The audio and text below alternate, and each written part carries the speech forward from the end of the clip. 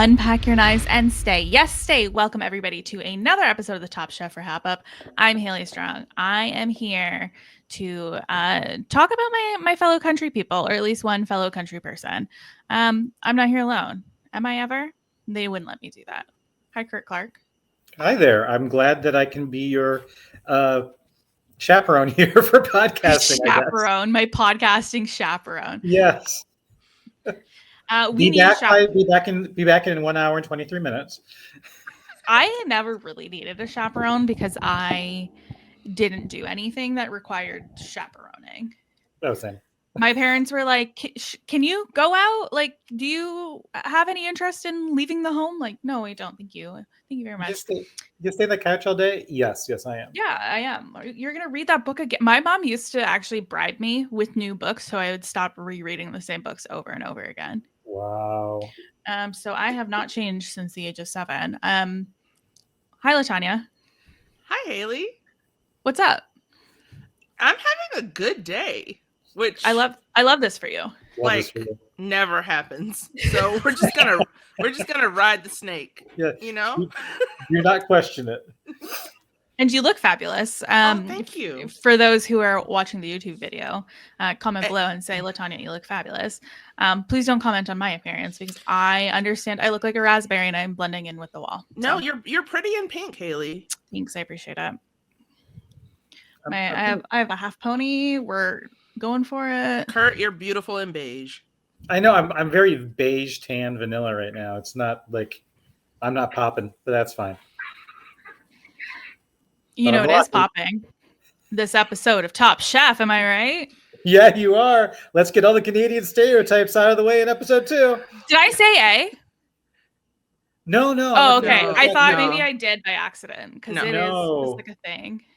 No, you didn't. No, I was just like poutine, maple, LCK, bacon. Female bacon. Okay. I did figure out how to watch Last Chance Kitchen for all of the Canadians out there. It is on the Bravo YouTube channel, ungeo-blocked. Oh, okay, good. Yep. So it couldn't be easier to watch it, actually. So I did go back and I watched last week's as well. And I watched the 2 episodes of Kristen Kish's, what's it called? Cooking Dish with Kish. Dish with Kish. Yeah, which is really cute. So I thought about checking that out. That's as far as I got. So you got to see Ying, not did you see follow Ying? The instructions. I did. I met Ying. She's fabulous. Sam, he is definitely an interesting character. By that I mean he's laser focused. Yeah, he's not as someone who embodies not the best at podcasting. He's not the best at being on TV. he's not interested in being good TV. He's interested in being a good chef.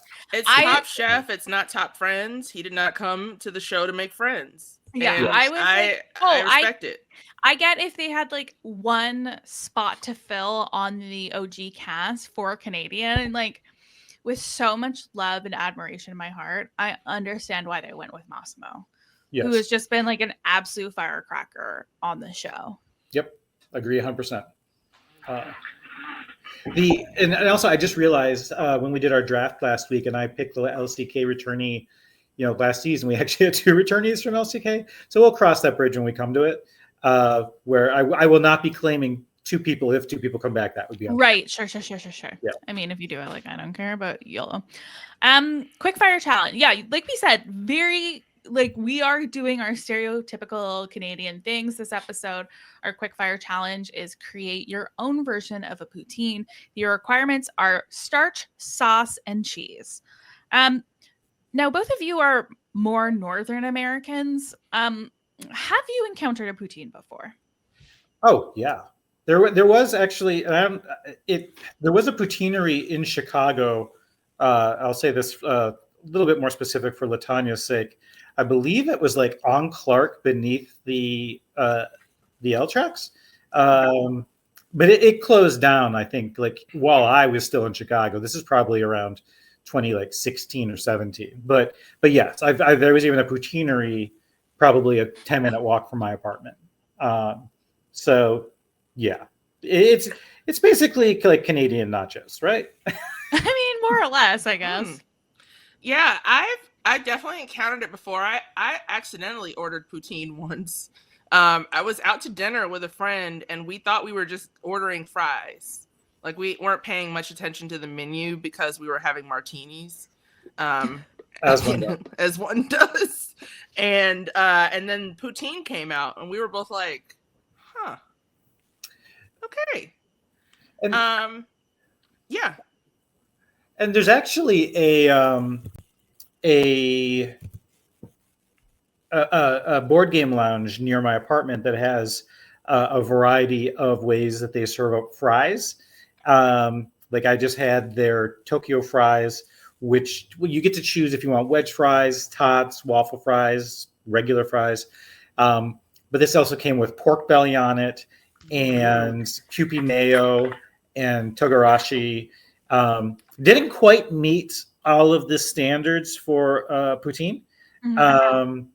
But some of the other variations, I believe, would technically qualify as a poutine if we're looking at a starch, a sauce, and a cheese.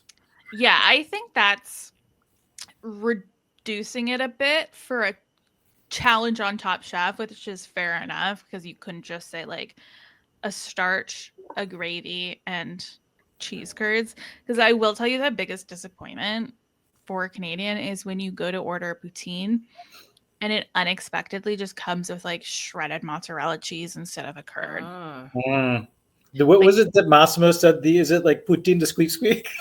Yeah, it is like a squeakier cheese. Like, and I think that's maybe this is the connective tissue between last season's Top Chef Wisconsin and this season is the cheese curd. I didn't realize that Kat, our celebrity chef of Smashing Pumpkins, was smashing cheese curds when she lived in Wisconsin. Okay, if I could figure out how to change my byline, it would be smashing cheese curds. Smashing cheese curds.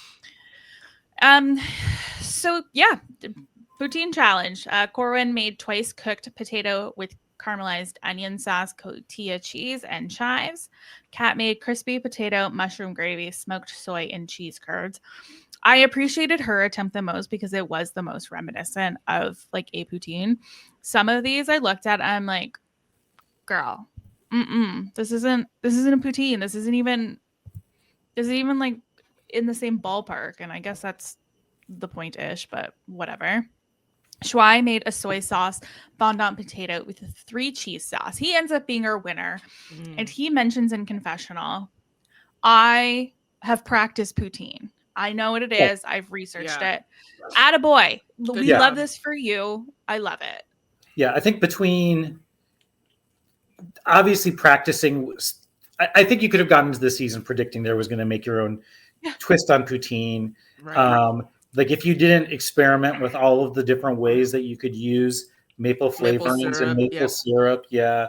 We'll see if we get a beaver tail this season. Ooh, yeah, interesting. Okay. I'm trying to think.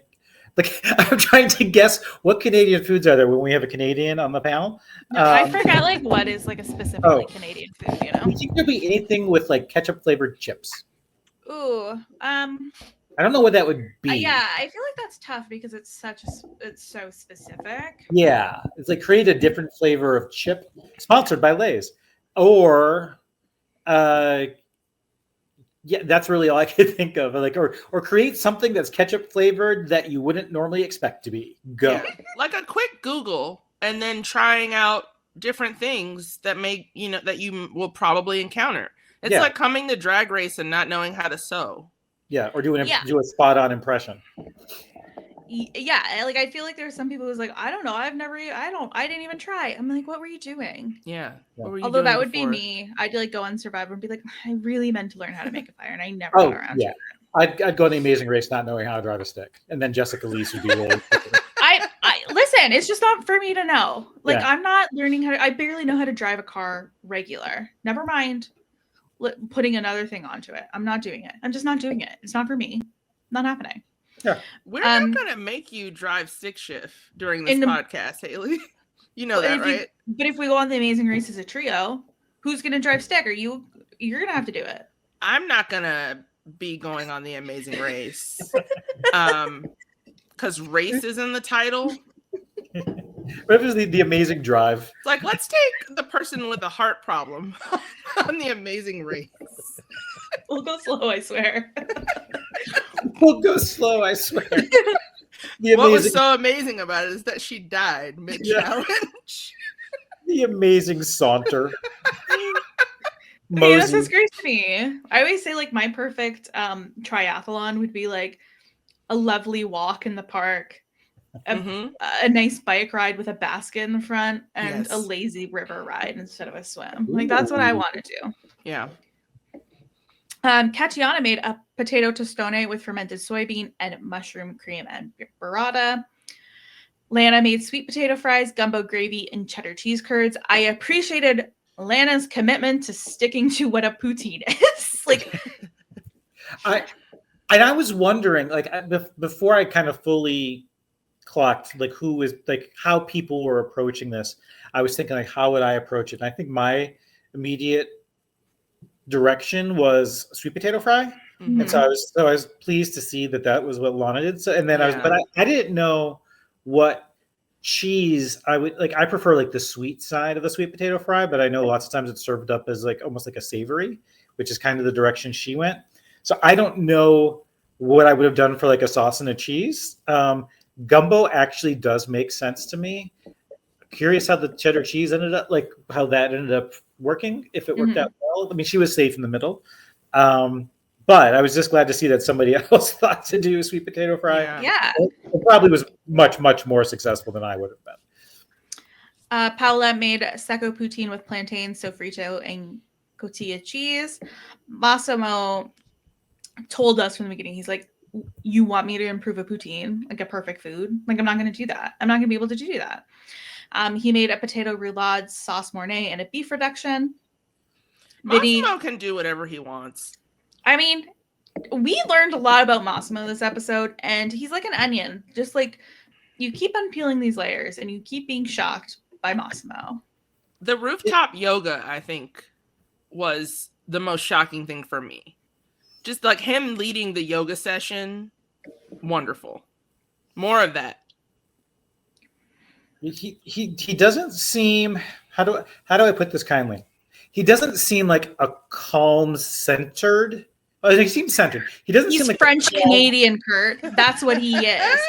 That man, you see him in the street, you go, that is a French Canadian. Yeah, Italian French Canadian, right? Yeah. Exactly. Yeah, exactly. Even crazier. Yeah. I know. I'm here for the Massimo of it all. He's very fun. Yeah. Vinny made a potato and tomato gravy, Parmesan mousse, lemon oil, and basil. I gotta be honest with you guys, and I feel so bad. And Vinny, if you're listening to this, I'm so sorry, babe. He was pissing me off this episode. Why? I just oh, well, I have to make a souffle. Like, okay, we get it. You have to make a souffle. Like, whatever. We get it. You're making a souffle. I don't know. I was just a little annoyed. I'm so sorry. But at least with this Quickfire, it's like, I'm not the biggest tomato, like, I think like tomato sauce for me is pizza and pasta. And so like the idea of a tomato gravy didn't really jump to me. And I'm not the biggest like lemon person. So there was a lot about this dish that just didn't appeal to me. But at the same time, after last episode, I have like immense faith in Vinny. So like, I probably would have liked it. That's the thing. I'm also just used to being around like incredibly intense competitive people. That's so fair. I try not to surround myself with anyone competitive. And yet you end up on a podcast with the two of us. I know. I mean, that's what debate people are. We're just like weird, intense competitive freaks. And so I recognize them in the wild and I'm like, these are my people. Vinny, we could sit down and have some Sunday gravy together. Fair. So fair. And I think that might be it. Is he? Yeah. Tristan made salchipapas with yuca fries. Salchipapas with yuca fries, jira, aji amarillo, paneer cheese, and fried kielbasa. the kielbasa came out of nowhere for me in a best of all ways, by the way. Like, I'm in. Yeah. I love a yuca fry too. Underrated. And paneer cheese. Oh, I love Genius. a paneer. Yeah. Love a paneer. I'm in, and because like a paneer has the same structural integrity in my mind as a curd, I accept. Yeah, it is a curd, right? Yeah. It has occurred to me that it might be cheese. I also realize I have a pink pen that perfectly matches my outfit. Grow up, Haley. Never, Haley. Never. No. Stay the way that you are. Henry made a scallion yuca pancake with Gruyere cheese sauce and chili oil. Not super successful, but that's okay, Henry. We love you anyway. Mm-hmm. So this is not you would have preferred the yuca fries to the yuca pancake, I'm guessing. But I want it, but that's not like poutine enough for me. I'm a Gruyere cheese fan, so this Yes. and the chili oil sound like, oh, this could be interesting, but it didn't sound like it was that successful. I've never had yucca before, I will say. Yucca? Yeah, it's just like starchy and like delicious. Zubair made poutine shot with fingerling potatoes, mint serrano, and cilantro chutney, and enoki mushrooms. Love the idea of a poutine shot. I love that. Great episode for Zubair. I was nervous for him. I felt like we got a lot of content from him, and I thought that meant he was going home. Luckily, it didn't. Yeah. Cesar made fried fingerling potatoes, roasted corn, cilantro mayo, cotilla, espuma, and poblano. Espuma has to be one of my top least favorite words to ever say. Anytime there's a dish on Top Chef that includes espuma, I'm like, okay, I'll get the thing that's not that. Yeah, we couldn't have found like a different word than espuma. I like the word moist. Espuma is worse than moist. Espuma's tough. Moist didn't have to be brought into this, Curt. Sorry. There's no need for that. Just choosing violence for no reason. Anya made a poutine a la stroganoff with chanterelles, herbs, and sour cream. Very fun idea. Yeah. I'm just going to throw this out there. You have probably like the next hour to think about this, Latonya. If you want to do a draft swap for Anya, I know she's partially your namesake. But take a look at my draft squad. I'm just in love with Anya. I just want more Anya. You're trying. So wait, sorry. I've totally forgotten everything that happened last week because that's what happened. I just reset. Yeah. I currently have Anya. You think I'm going to give her to you? No, I think you're going to. I would say I've got Vinny. I've got Shui. That's true. You do. I've got Cesar. I got Cesar.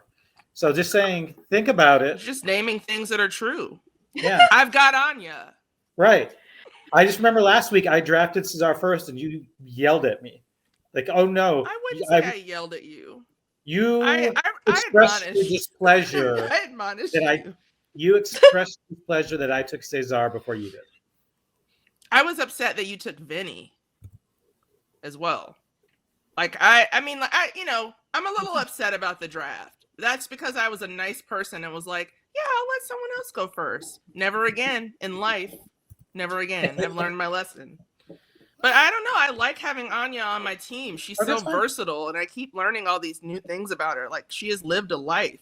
You tapped birch trees on the outskirts of Moscow when you were a child? Okay, tell me more. I just want to hear more. I just want to every week. I want to learn incrementally more about Siberian cuisine. Yes. And this season will be a success for me. It's okay. When she inevitably goes home in the next few weeks and then returns from LCK, she will then be on my team. So we don't have to. Oh, wow. Oh, we're doing that.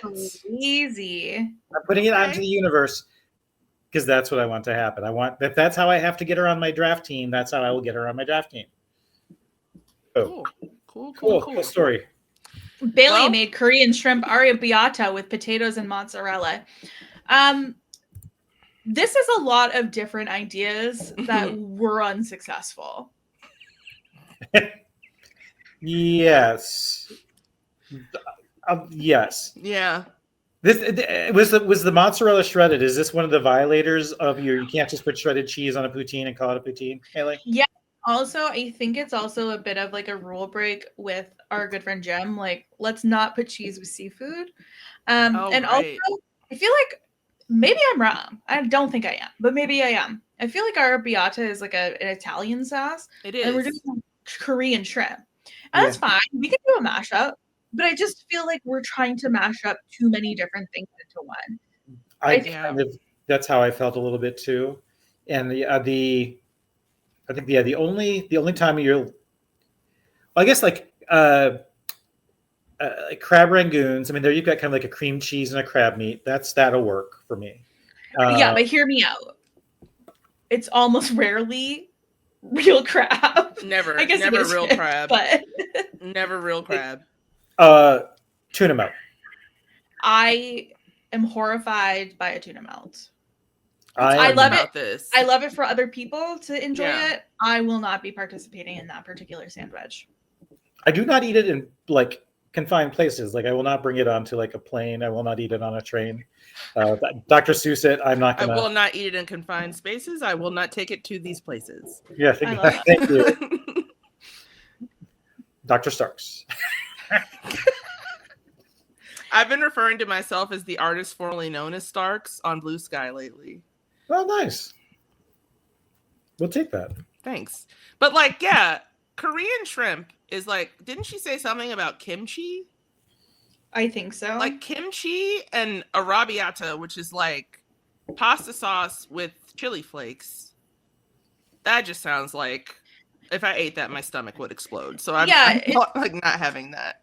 It sounds like we're trying too hard. So we have Bailey in the bottom with Henry and Paula. I feel like Henry had a good idea and Paula had a good idea. It just didn't quite come out in execution, where I feel like Bailey, with so much love in my heart, had just like an actively bad idea. Yeah, it sounds like a dish I would have been interested. Like, give me a Korean shrimp arrabbiata. Would love to try that, but let's not make this for the poutine challenge. Mm-hmm. Yeah. And the other chef that she was next to, I can't remember who it was, but when she told them her idea, they were like, okay. And she was like, let me live. It's like, no, sweetie, listen. That's like it's like, that's fine. And then we had Kat, Shuai, and Massimo end up in the top, with Shuai winning, and he takes home $5,000. Yeah. I love that he said he's going to take his wife on vacation. She's earned it. We haven't yet heard about anybody needing this money for a wedding, have we? Not yet. We had like half the cast last season was. Yeah. And Sarah Levy is the guest judge for the whole week, and she is one of the people on Schitt's Creek. I'm very excited to see her on this. I thought she was like a really fantastic guest judge. Yeah, agreed.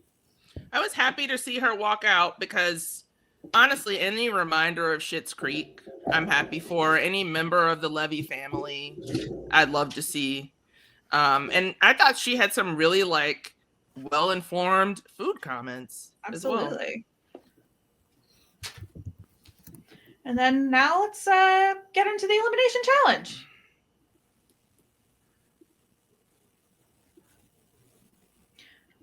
All right. So in our elimination challenge, in teams, we're creating a 7-course Sugar Shack brunch menu featuring maple. And then there's also some sabotage. Our brown team has... How did they pick the teams? Was it by knives? Knives, yeah. Yeah. They just pulled knives out of a block. Our brown team is Lana, Shuai, Caesar, Zubar, Corwin, Tristan, and Laura. And our green team is Kat, Katiana, Anya, Henry, Massimo, Vinny, and Bailey. They had to Whole Foods. And this Whole Foods looks like it's in a basement. I've been to Whole Foods that are like that, where it's the lower level. I wouldn't calling it a basement's a little uncharitable, even though I haven't seen a single window, Curt. Oh no, I'm saying technically it's a basement, but I would say like you don't say it's in the basement of the mall; it's in the lower level of the mall. You know, that sort of thing. That's all I'm saying. Is I've seen ones like that before. I've also seen ones that are like at the lower level of apartment complexes. Like the one near me is like the first floor of an apartment complex. I think I know the one you're talking about. I actually lived in that apartment complex. No way. Yeah. You lived in walking distance of me? I think so. Huh. This was like 2010. Oh, okay. Wow. So, it's weird. Yeah. I particularly though liked the sabotage part of this. That was fun. Like it was fun. So they roll up into the parking garage, also in a basement. And Kristen Kish walks in and she says, "Hi guys," and they're like, "Kristen, what the fuck are you doing here?" And she's like, "I have a fun game we're gonna play, and that is sabotage. And here's $50 each to go to the St. Lawrence Market and pick out an ingredient for the other team that they have to use in their menu at some point." And both teams were like, "Okay, great. We are going to play dirty." Both teams were like, "Yeah, we're screwing over the other people. That's fun." I liked how it began innocently with like, and these weren't like, but like, anchovies, perhaps pickles. But then how do we get him a pizza? I'm like, okay, now it's on. Like, this is how you play this game. It's like you don't go for like the ingredient. You go for like the big old lollipop. You go for the pizza. And I think I'd say that one team was much more successful. Well, I'd say one team had more. I felt had more of an interesting sabotage set than the other. Despite I think one team was sabotaged worse, but they ended up winning. Yeah, so the brown team was sabotaged with candy corn, gummies, and cinnamon candy and pizza, and then the green team was sabotaged with lasagna and white truffle oil.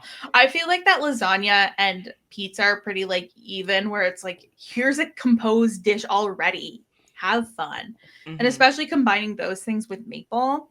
And the candy was very difficult too, because you're already trying to really focus on the maple in your menu. And so you don't want it to be too sweet, but you don't want it to like there to be no maple trace. So they did an excellent job with that. Yeah.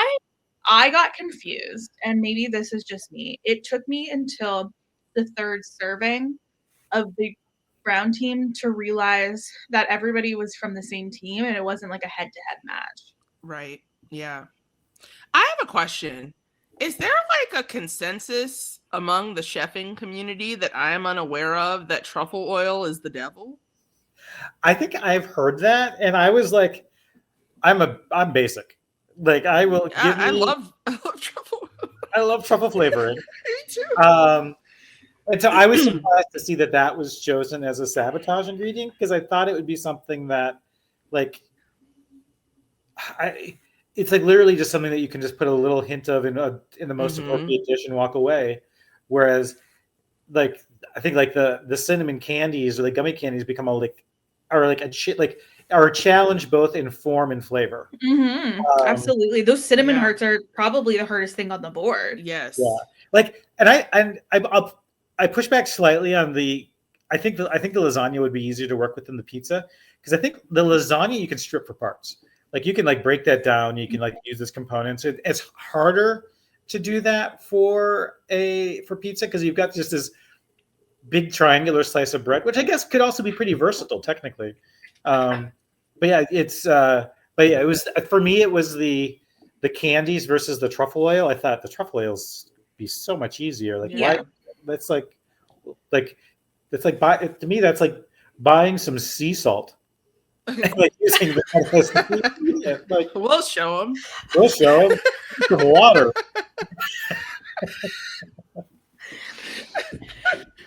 Fair enough.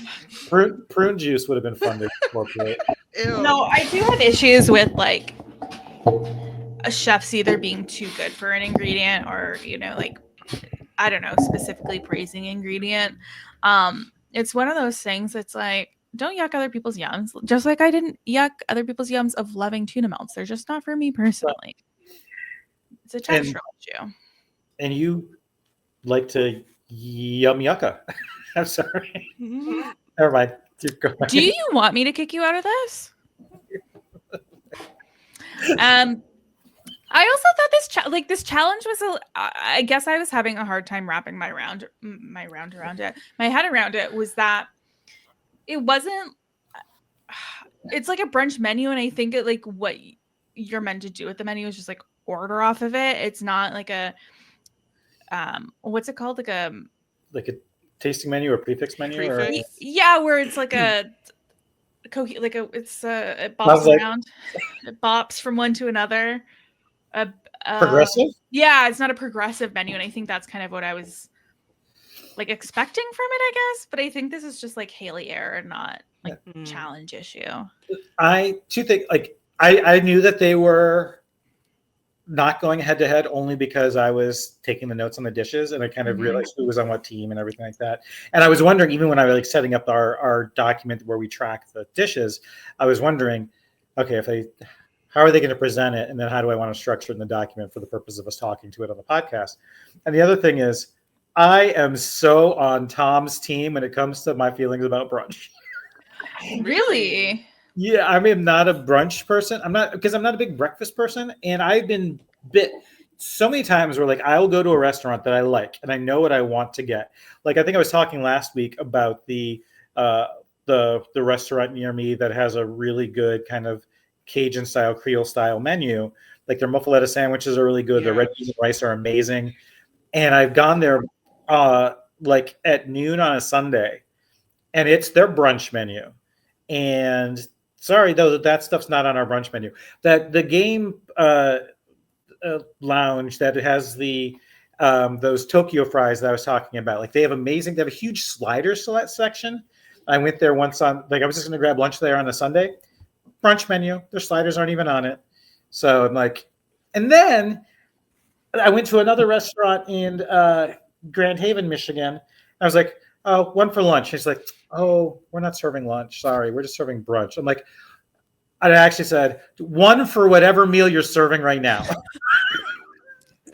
And they sat me. I was angry. Like, I love brunch. She was going to turn me away because I was like, a one for lunch. She's like, oh, we're not doing lunch today. Yeah, that's insane. That's really funny, actually. Just say like, hey, just so you know, it's a brunch menu, but like, happy to see you. Because I've seen that before. It's where you go to a restaurant and like, hey, you know, it is brunch right now, and you go, okay, cool. But like to be like, actually, I'm not a big breakfast person, so not a big brunch person. I love brunch because I love combinations. Like I love salty and sweet. I love eating in the morning and also mid-morning and then also in the afternoon. So I'm a big fan of that.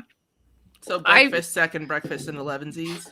11sies. Yeah, absolutely. I love an 11sies. I said that to my dad one time and he didn't know what I was talking about, which is fair enough. He never got into the Hobbit trilogy. Yeah.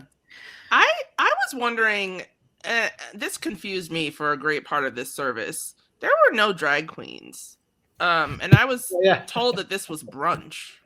Is it brunch if there's not a drag queen involved? I don't think so. Okay. I didn't see a single one. No drag queens, but we did have Danielle Balut here. And we were operating out of Cafe Balut, which I guess is in Toronto. Adorable. Did you all see his shoes? No. He was wearing these Nikes with these beautiful, like, vibrant teal laces, and I want them. That is fabulous. He looked very spiffy when he walked into the kitchen, like when they were announcing the elimination challenge. I was very excited. The brown team's menu, I would have a very hard time choosing what to order off of here. Well, good thing I don't think you'd have to, because you would get all of this. It's a progressive menu. Is it progressive though? It's not progressive. It's just like it's a 7-course. It's a 7-course brunch menu featuring maple. I was wondering if the diners in this, like if they only got to choose like one thing off the menu, or if they got all 7 items. Right. I don't know. It sounded like they had to make 30 of each. So I have a feeling. Okay. Fair enough. Yeah, that's just my assumption, because I can't see them shuffling in new people for every course. Yeah, that would be a lot, wouldn't it? So we start with Lana. She made a maple cured salmon with maple vinaigrette, Meyer lemon, and everything bagel spice. She was a little worried that it wasn't going to be as maple punchy as she wanted, but the judges appreciated what a light touch it had. I feel like, especially because that's the first dish of this, you don't want to go so hard into maple and then be so mapled out by the end. Like, I think I would have a rich headache by the end of this. This meal. Yep, agree 100%. This was, although, and again, well, I've said in previous seasons, I'm not the biggest fan of fish, but I think the maple cured. I'm curious about this one. I would have been interested to try this. That's why I'm like, I'll take this as a 7-course brunch menu because I don't have to commit to just one dish. I will try the maple cured salmon. Yeah. Shuai made a toad in a hole with maple togarashi curd yolk, bechamel, and a miso maple butter. And he had the pizza, so he kind of shoved that in the middle there. It's what the hole was put in for the toad in a hole. Yeah, it was pizza. Pizza is the toad here. Cesar made a poached lobster with a curry biscuit and maple hollandaise. I was pretty blown away by this one. I do love lobster, so I would have had to. I think I would have gravitated towards this pretty easily. Yeah, I'm not sure what I think about curry, lobster, and maple. Like, I'm having a hard time picturing it and having it come together. I think that's fair. I would just be like, lobster, sign me up. Yeah, I will. Again, I will trust you, Cesar. I drafted you. I will put this into my stomach, and I will most likely enjoy it. It's just I'm having a hard time envisioning what that culinary experience would be like. Zubair made a tandoori maple fried chicken scallion corn cake with spicy maple butter and sweet maple yogurt. I was pretty blown away by this. 1,000 times, yes. This is the take on chicken and waffles that I didn't know I needed. I would have tried this up, down, left, and right. I was happy that this appeared on my TV. It looked so good, and the story behind it as well, that like this is that he used to be in banking and then this was the dish like from his food truck that got him the restaurant, like first restaurant, and now it's like, on Top Chef is such a cool thing to see. That sounds incredible. I would very much like to try this. Corwin made a rum maple tamarind glazed pork belly with chawanmushi and sesame seeds and scallions. And our friend Corwin is very, very lucky that his team was not in the bottom, because he would have been the slam dunk pick to go home. He was having some timing issues with his dish. The eggs weren't coming together, specifically the plate that went to Daniel Boulud still had the plastic wrap on it, and the eggs in his looked hella not set. Yeah. That was, well, first of all, we talked about Paola repping her flag. Cool to see Corwin in the Jamaican flag bandana. Was terrified from the outset. Like, for me, the two dishes I was most terrified about were Corwin's dish, like not having enough time to set, and then Vinny's souffle. Like, they kind of like put those two as like the dishes that could make or break either team, even though that's not what happened at all. But yeah, this was already incredibly risky and just really bad luck to have the one dish that still has plastic on it and is totally not set go to Danielle Boulud. Yeah, the producers were standing behind the cameras doing this with how excited they were to give the really botched plate to Danielle Boulud.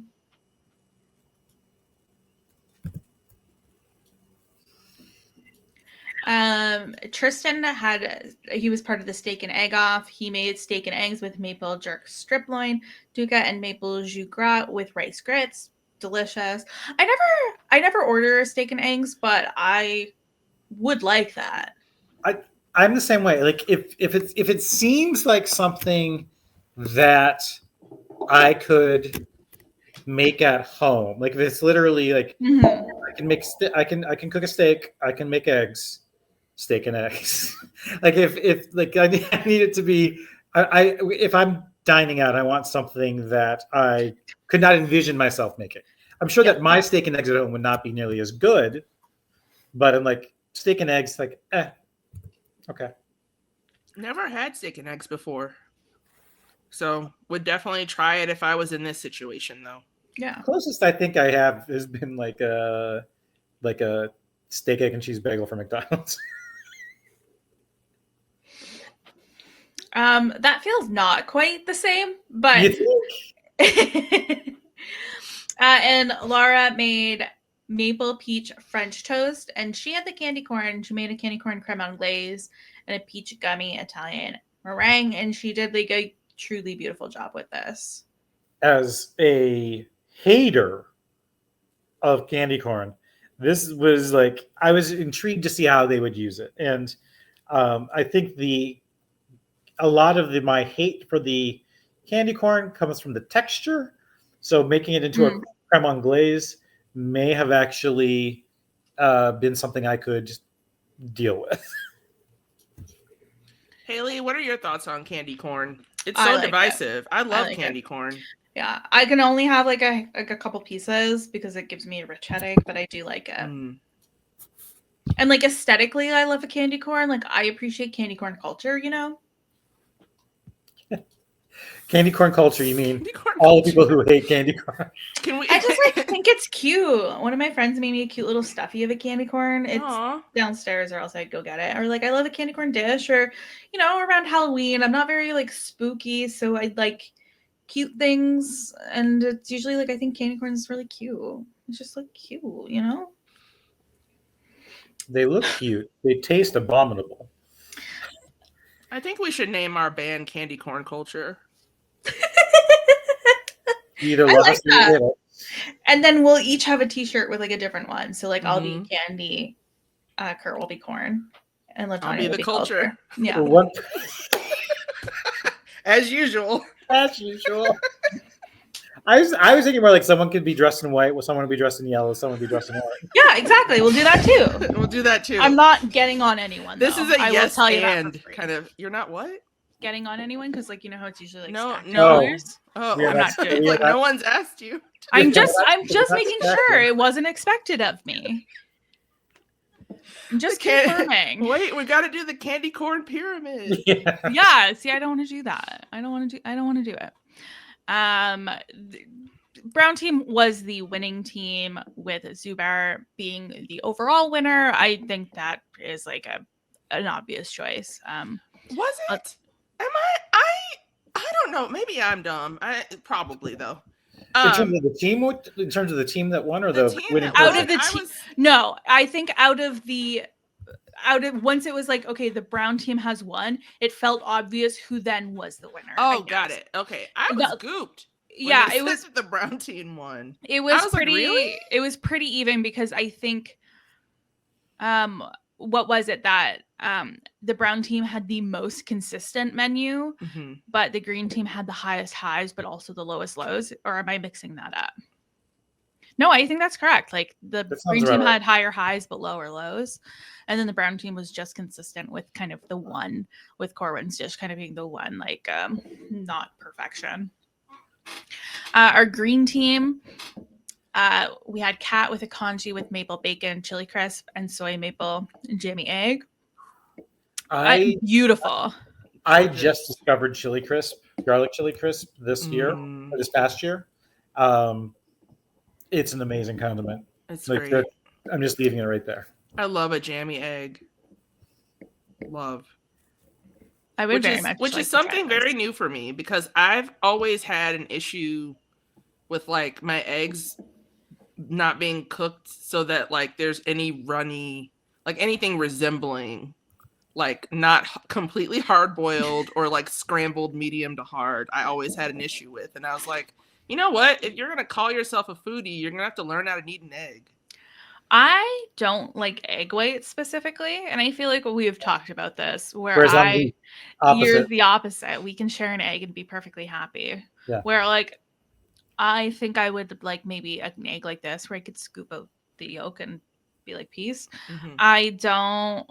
I hate a hardened egg white. It grosses me out. I don't want a deviled egg. I'm so sorry. Again, I'm not yucking anyone's yum. It's just not for me personally.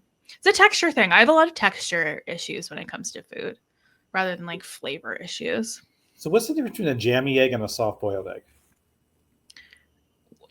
What? Don't yell at me. I'm not here to be yelled at. It's a Sunday.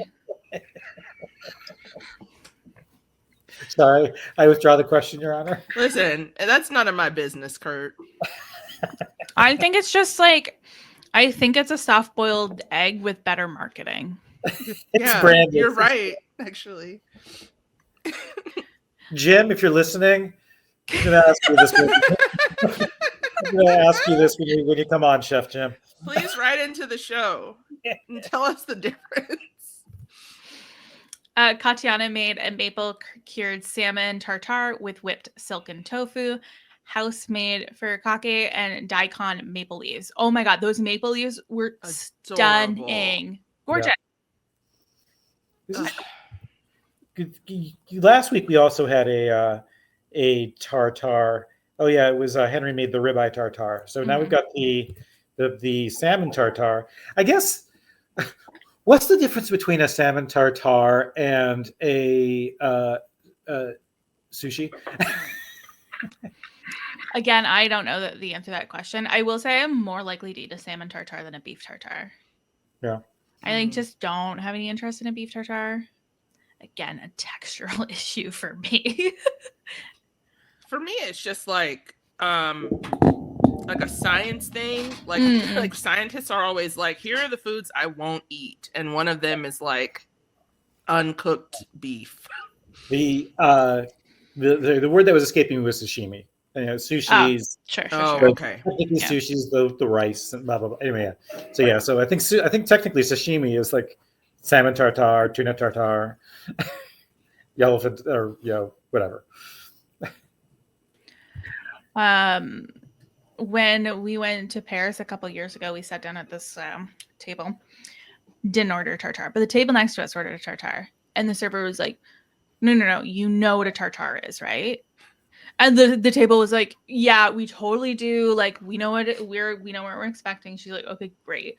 And I just wonder how many times this poor waitress has been asked for a tartare by an English speaking person, and they didn't realize what they were getting. And when it came out, being like, there was a restaurant in Mandalay Bay in Vegas.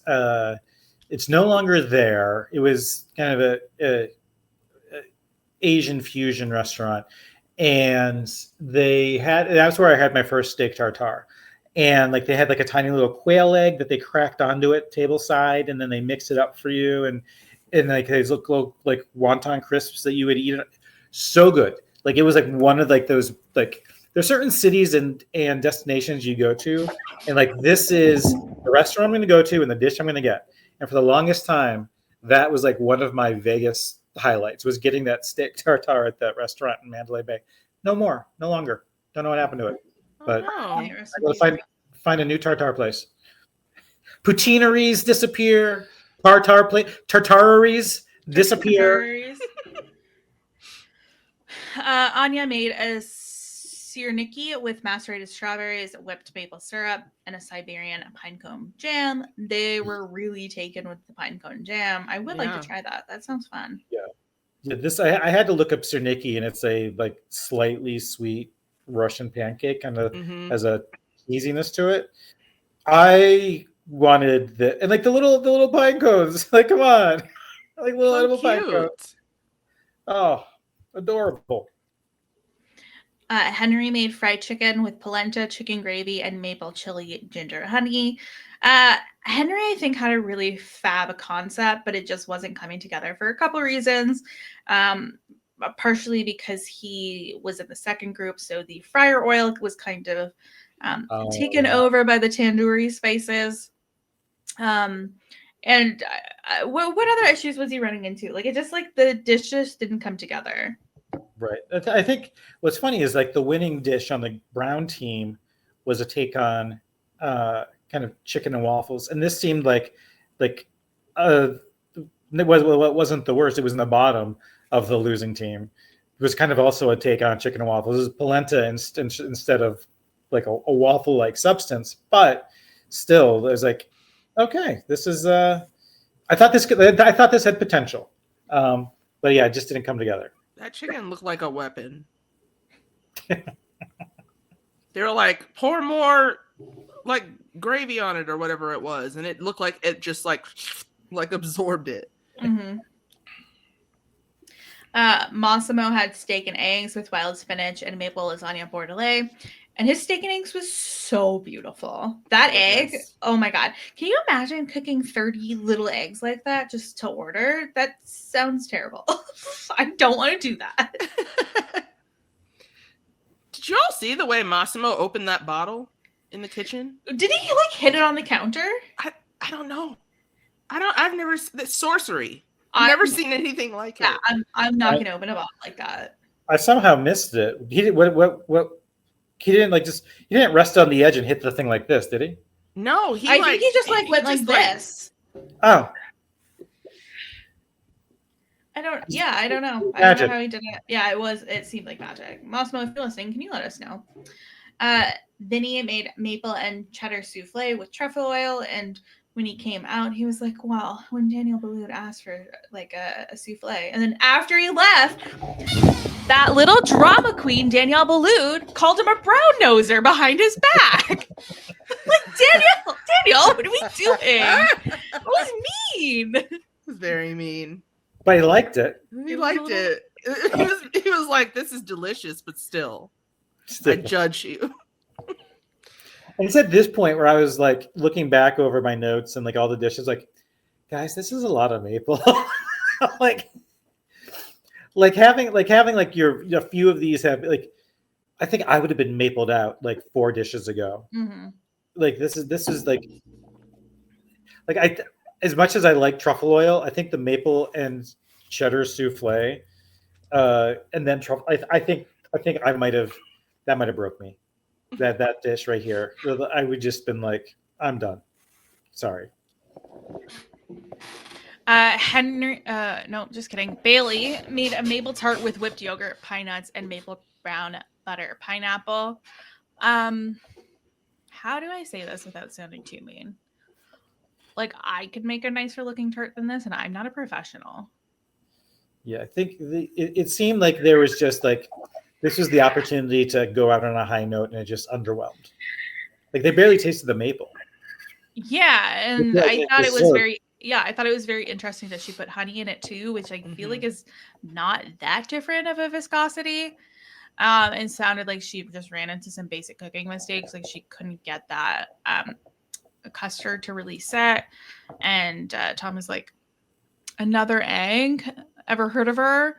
And Bailey was like, tough. In my notes, I simply wrote, Bailey, you in danger, girl. It felt for me like there was no other choice but Bailey. Yeah. Like, again, Henry was in the bottom with Bailey. We're kind of sticking to like the 2 bottoms. And editing seemed like they just also cut her in the same breath. Like, they already knew who was going home, and I'm interested to see next week if we're kind of sticking with this, and if so, I feel like after 3 that's a pattern, that's what we're going with. Yeah. It was just deeply no surprise that Bailey went home from this team. Yeah, it was I felt the vibe of her exit preceded, like, was kind of like some breadcrumbs laid for that earlier in the episode. Like, I can't quite point to what it was, but I'm just getting this not quite defeated vibe from her, but almost like a defeated vibe from the edit, I guess. I also felt like I just couldn't like connect with her, I guess, where like she kind of is along the lines of my usual enjoyment, but I just couldn't vibe with her, I guess. Unfortunate though for that we lost a Chicagoan. Yeah, I was just about to say Okay, there's that. like 45 other ones. It's fine. There are more people from Chicago than Canada in Top Chef Canada. Not if you count LCK. I mean, you know, as a Chicagoan, my response is simply cry about it. Do you want to get kicked out of this podcast? I'll do it. Don't make me turn this podcast around. I will do it. But, Don't turn this podcast around. I almost called you lasagna. It wouldn't be the first time. I have a feeling that's not. I got called lasagna when I was teased as a kid. That's why So- I would have. I figured there was probably a connect, like just like I would get Captain Kirk or Clark Kent. Clark Kent, yeah. Yeah, I got. Are you friends with Garfield? A lot. because of Because he lasagna. loved lasagna. I was like, okay, good job. Yeah, I was 4 and I was over it. yeah. I felt bad because from Chicago, also from my team. But you're right. Like the writing did feel like it was on the wall for the entire episode, starting with the quickfire. And when I like looked in that mixer and saw what that tart was like filling had become, I was like, oh no. So I don't know. I like Bailey. I feel like I know a million people like Bailey. And we've seen, and it happens last season as well. There was somebody who like was kind of having trouble getting traction within the main game, and then got her feet underneath her in LCK, and ended up like coming in. Can't remember who it was that returned with Sue last season. I'm not going to pull up the spreadsheet, but yeah, we may see Bailey back again. She's down, but she's not out. Bailey, we hardly knew ye. Goodbye, Curt. I did watch Last Chance Kitchen this week, but I would Yeah. never take away the honor of having you describe what happened in Last Chance Kitchen. So in LCK, Bailey came in, and I'm trying to remember what did Mimi say that her and Bailey's nicknames were? I don't know if you remember that. The like Bad Girls Club or something Yeah, like that, or Danger like that. Danger Girls or something. Yeah, it was just like And chaos Queens. I'm probably making that up. Like it was just the two of us. That made me two laugh of them. very hard. And Ying is just off to the side saying hi. And that's what I was saying. We kind of had the trifecta of classic Canadian dishes between the poutine and ingredients, the poutine, the maple, and now Canadian bacon, back bacon, pea meal bacon. They had to make a composed entree dish featuring Canadian bacon, or as Mimi called it, that shitty disc of meat that you put on a Benedict. Yeah, I don't love a pea meal bacon. And I think maybe it's partially because, sometimes when you're growing up, your parents just have that one dish that you fucking hate, but you have it every fucking week. Pea meal bacon was one of ours. There's like at some point in my life as a Michigander, I feel like Michiganders stopped calling it Canadian bacon and just like it's ham. like we're not. It's this calling this bacon really sets up expectations for the American who's about to eat it. Yeah, that's fair. I hate pea meal bacon. I don't want to eat it. It's just not for me. That pork chops, because my parents have never heard of a pork chop that isn't cooked to shit. And cabbage rolls. I can't even look at cabbage rolls without getting a little queasy. Well, we didn't have any cabbage rolls here, but we did have 3 dishes featuring pea meal bacon. Mimi had a schnitzel with curry aioli, watercress salad, and plum chutney. I thought it was a brilliant idea. But I think this is where you run into an issue where you don't research the ingredients at the place you're going to. Pea meal bacon doesn't have like a texture in which a coating could really stick to. Like it does have the cornmeal outside, but I feel like just the texture of that meat isn't conducive to like a coating like she wanted to put on it. Yeah, and this is more a fault in my imagination. It's like whenever I think of, I literally do think of that shitty little disc of meat that you put on a Benedict. Yeah. I was like, and I was picturing her like trying to like do a breading on that, and I go like the breading would be 3 times as thick as the piece of meat. But I forgot. No, you can slice this as thick as you want it to, and then you really want to, if not, do the research ahead of time to understand the properties of the bacon. At least like be able to assess there and then that you can tell that this is or isn't going to bread nicely. I was interested in the plum chutney. I'm trying to make this my plum era, and I want to have my plums. So love plums. Love. Yes. Again, I like plum flavor. I can't sit there and eat a plum. Again, texture. Really? For plums? Yeah, they're not consistent enough for me. Peaches? Is it like biting into a water balloon for you? I don't know. Maybe I don't know. It's just like it can be mushy. Peaches, I can't. I was just going to ask if you could do. Can you do stone fruit? I can do stone fruit. I love nectarines. It's not the two main stone fruits. Stone fruits. What? It's not the two main ones. I know, yeah, and like I love a plum like that. Like I can make a plum jam or like a plum sauce, but I can't eat a plum. For stone fruits, I do tend to stick to nectarines in the summer. I find those to be like very firm, and I will cut them into pieces. So like I don't have that like sensation of like biting into something. I'm fun at parties. What can I say? I think my last trip to London, I went to Fortnum and Mason. I got a Damson plum jam because I want to eat more plums. Sam made a pork sandwich with maple chili aioli, sauteed peppers, and glazed carrots. He had some trouble toasting his bread. He was a little bit deprecating in that as well. And I was a little annoyed that he made a sandwich because Tom basically said, more or less, don't make an effing sandwich. And that's what he did. Elevate it. Because I guess as somebody who's a sandwich aficionado, I'm one of my top 5 foods, sandwich. like let's so I appreciate. I would have tried this. But I also don't fool myself into thinking that there is such thing as an elevated sandwich. I mean, yeah, right. I don't think of a sandwich as an elevated version of a food. So I was pretty sure he was going. I thought he was going to get dinged on that, or at least go home from that.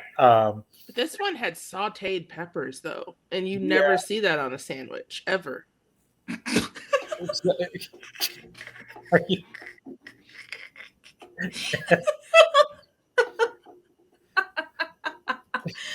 Oh, that was so beautifully. I don't know how to toss that ball back to you, Latonya.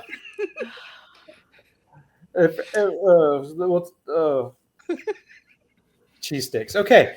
And then Bailey made a grilled female bacon with dill yogurt and maple syrup squash agrodolce. Agro means sour, dolce means sweet.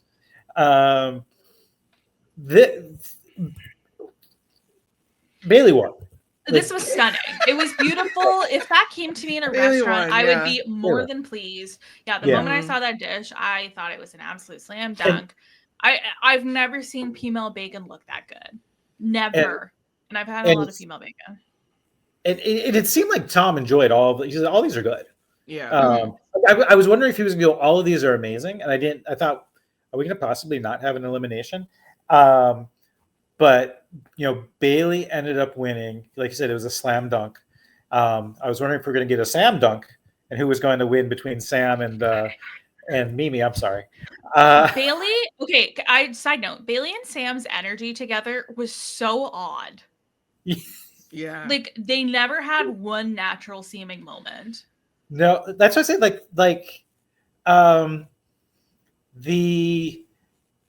There's Sam just seems a little bit. I guess that's what I was trying to say earlier. Sam seems just a little bit awkward, and as an awkward person, I can say this.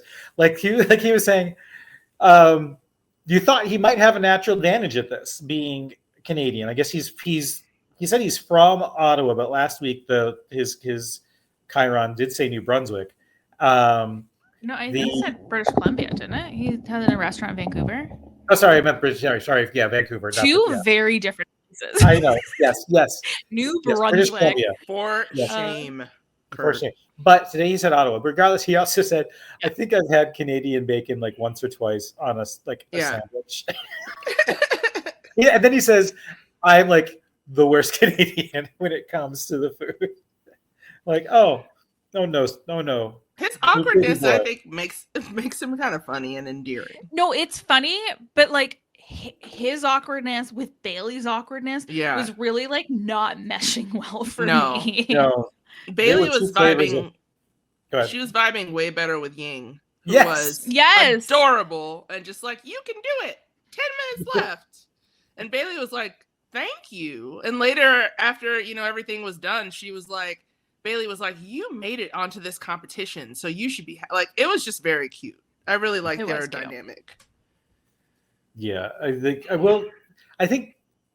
and keep in mind, like Bailey and Mimi both like have already been in the main competition. They're already kind of vibing off of that whole experience, whereas like Sam's just been in Last Chance Kitchen, like, which is a couple other people. He's not been running around a Whole Foods. He's not been, like presenting stuff to a table full of chefs or former contestants. So like he's still warming up a little bit. I still have faith in Sam, because I think he just has to.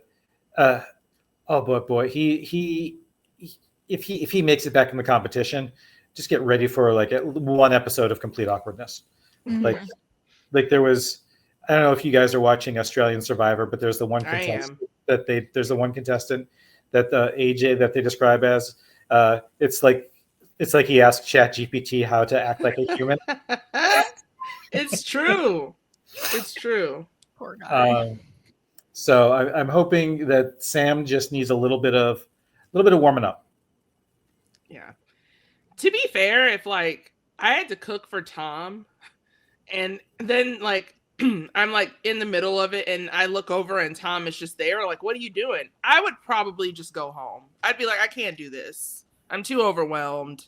Like one of my idols is like standing right next to me, asking me what I'm doing, and I can't form sentences. So I get it.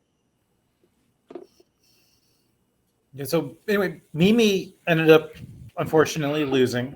Bailey was declared the winner. That was I thought for sure it was that Sam was going to go home because of the whole sandwich of it all, but it ended up being Mimi. And so next week Bailey and Sam will be meeting whoever gets eliminated. And I think I have a feeling we'll be, because we're now at the point where we're having 3 chefs compete in LCK. Got the feeling that we're going to see 2 people return to the kitchen, just like last season. This was unfortunately the emancipation of Mimi. Oh my god. Curt can do it, but I can't. Okay. I do that to Curt too. I'm an equal opportunist hater. Just kidding. That was a good joke. I liked it. Thank you. Great. Curt, what did you eat this week? What did I eat this week? Well, I made a pesto fettuccine and crispy prosciutto pasta. Ooh. That was quite tasty. I might be having this was through HelloFresh. Just put it out there. We're not sponsored by HelloFresh, but HelloFresh, if you want to sponsor us, remember back in the day when you used to sponsor every podcast on the block? Well, gosh darn it, we're still available. Yeah, and we talk about food, unlike those other ones you sponsored. I also there was a French onion grilled cheese with Gouda that I made, also from HelloFresh, and then and then I went to the ribbon cutting ceremony. My cousin opened up a Culver's. Yes. Okay, Culver's is not like a fast food chain that's available in Canada. Like, what are they known for? Butterburgers and custard. What do you mean Butterburgers? I believe it's a Butterburger because I think they cook them on a buttered grill. I should have asked my cousin yesterday. They have like their frozen custards, and they're called concretes, It's like a thick, like a flurry sort of thing, like where you can Okay. put multiple ingredients in it. The thing I like about the Culvers near me is like they have like, look, oh, you want a blackberry peach shake? We'll make that for you. Like they'll any ingredients they have, they'll make into a shake. And Okay. but yeah, so went to the grand opening and ribbon cutting.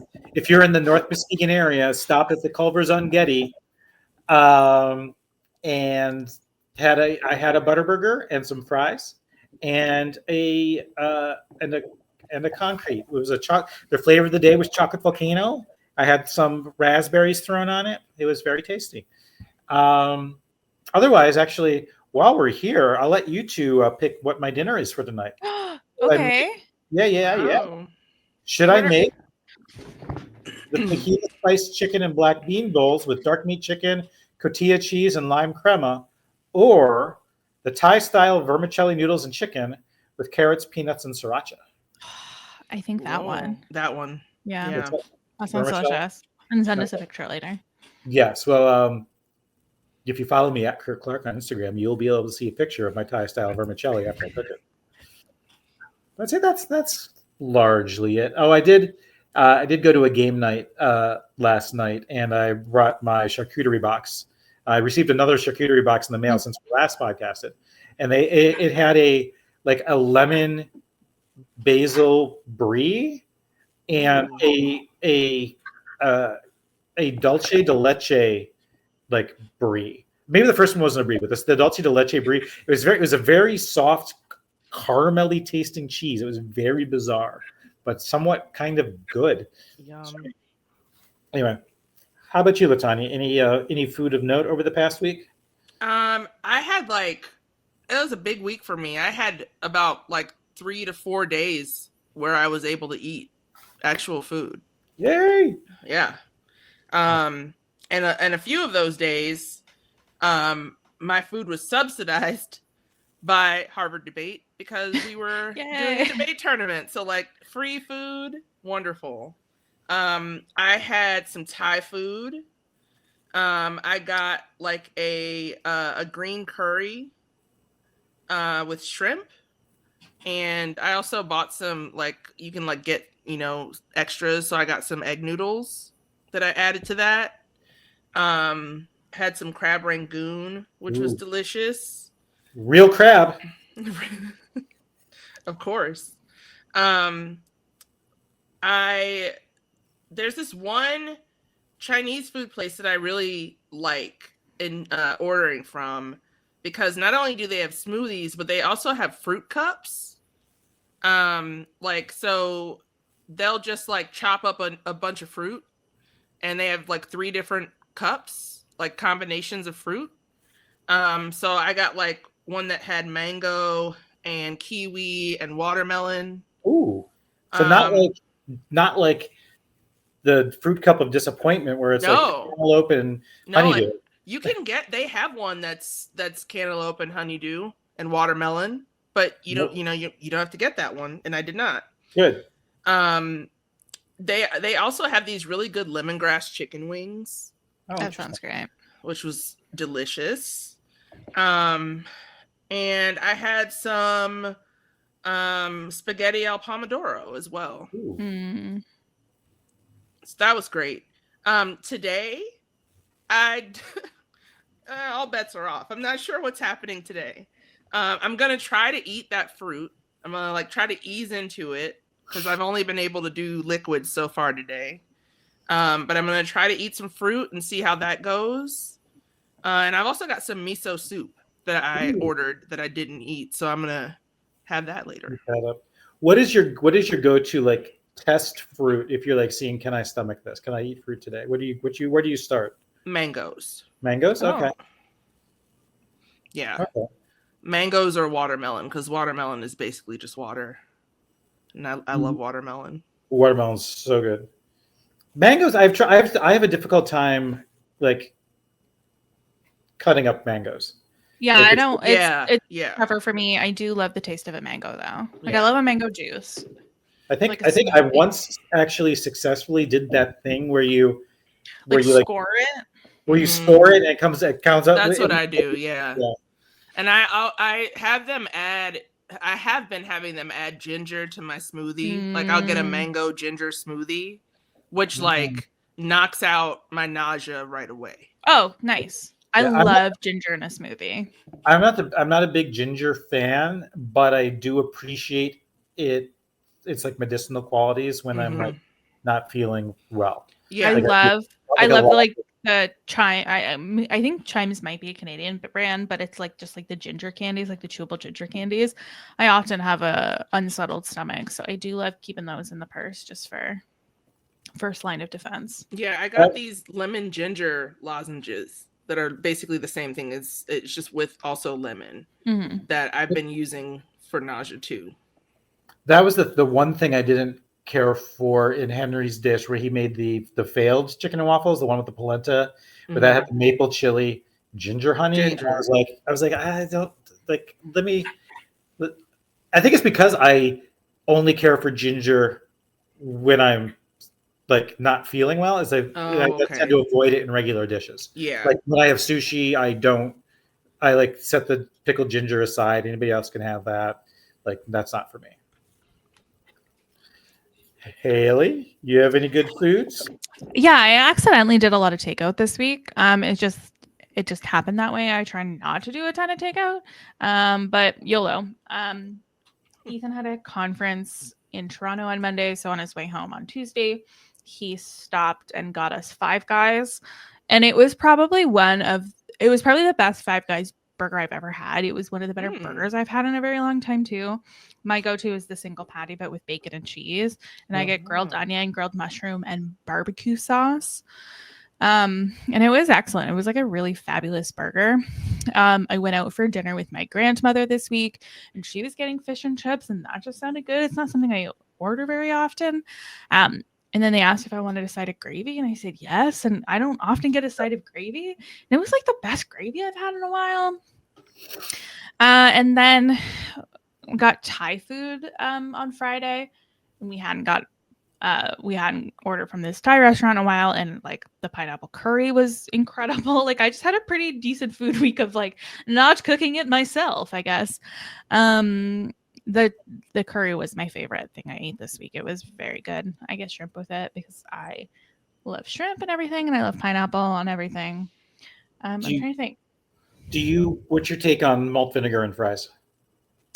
They have to be a specific fry, which is like a chip truck. Okay. But I do like malt vinegar. I made enchiladas this week, and they were good. I had a good time making those. Well, I didn't have a good time making those, but they turned out better than I was expecting them to. I did like instead of doing like shredded chicken, it was warm this week for one single day, and I used that one single day to fire up the barbecue and grilled the chicken on the barbecue and put that in the enchiladas, and I thought that turned out really well. So nice.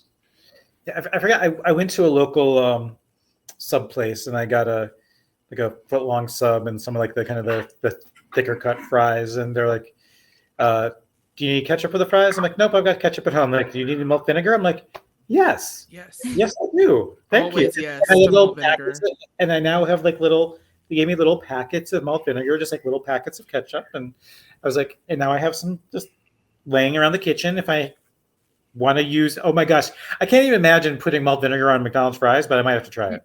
I see.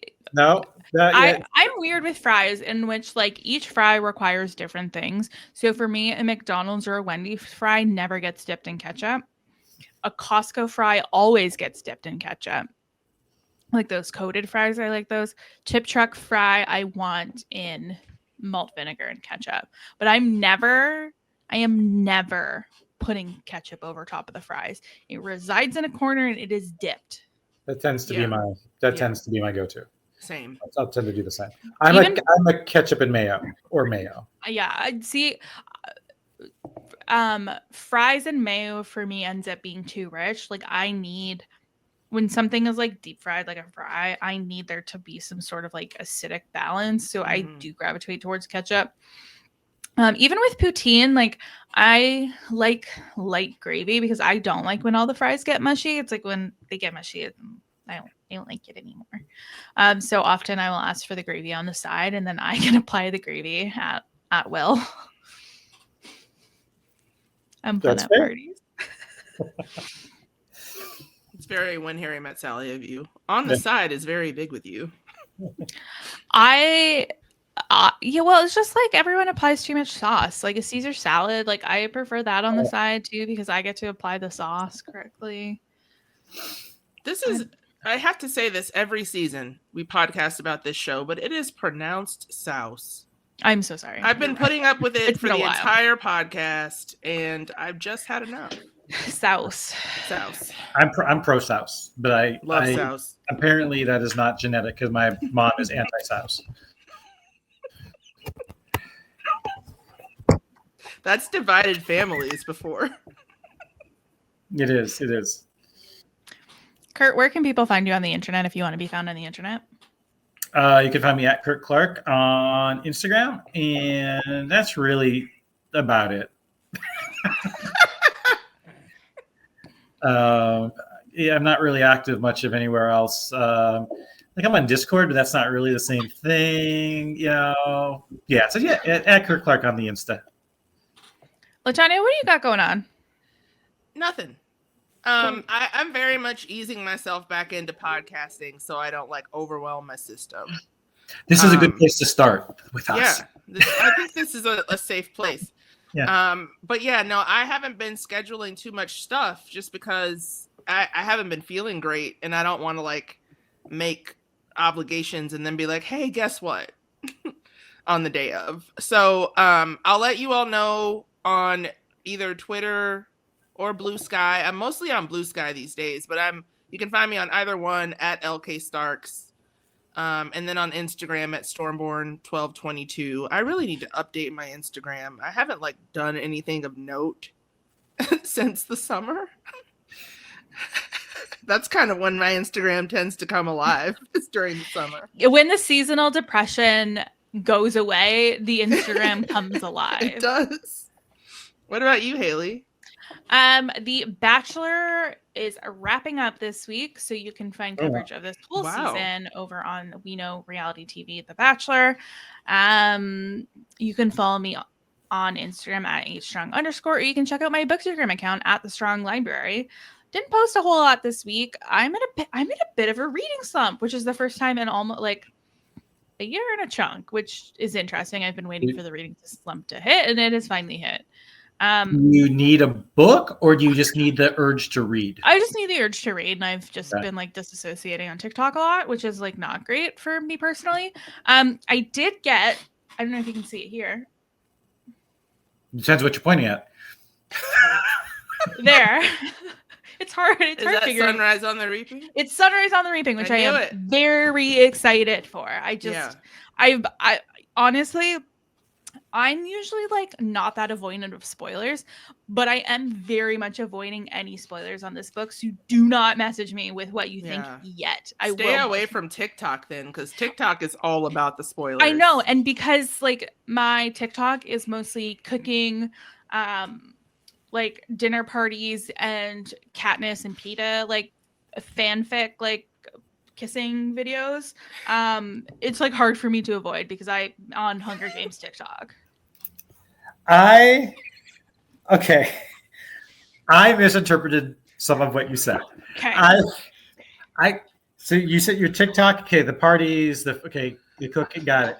Then the Katniss, I was like, so like Katniss as in like how cat something is like. No. The character Katniss and Peeta, which also sounds like I'm going back to food. And you said Peeta, and I thought animal rights. Oh. And I'm like, wait, okay. But then I realized Katniss and Peeta, and then I just realized what book you were talking about. Yeah. That was a whole journey. Thank you for taking us there. Yeah. Well, the thing is, I was about to ask, like, what book is this? But then I pieced things together, the gay context clues, and we got there. Yeah. I got really back into Hunger Games last year. I started to get like a lot of TikToks about Ballad of Songbirds and Snake movie, and I was pretty hooked. So I read that, and I was pretty hooked, and then I reread Hunger Games, and then I had nightmares for weeks, which is why I'm a big rereader of books. Like I love rereading books. I could read the same book over and over and over again. that was one series I loved that I think I read Hunger Games in like my second year of university, which was like 2010, 2011. So as much as I love those books, I could never reread them because they gave me nightmares, especially because that was kind of the era I was doing my big watch of Survivor, which is crazy now thinking about it because there's only 21 seasons at that time. And I was like, wow, this is taking me forever. So I was getting the weirdest Hunger Games and Survivor dreams. Oh Like I could never reread it until last year when I reread it finally, and I still got nightmares. So, but anyway, I'm really excited for that book, and you'll be able to see my review come eventually on at the Strong Library on Instagram. Anyway, we'll be back next week, and we'll have lots of top stuff to talk about. So pack your knives and go. Bye.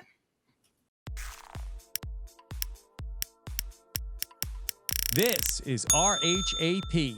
We know reality TV.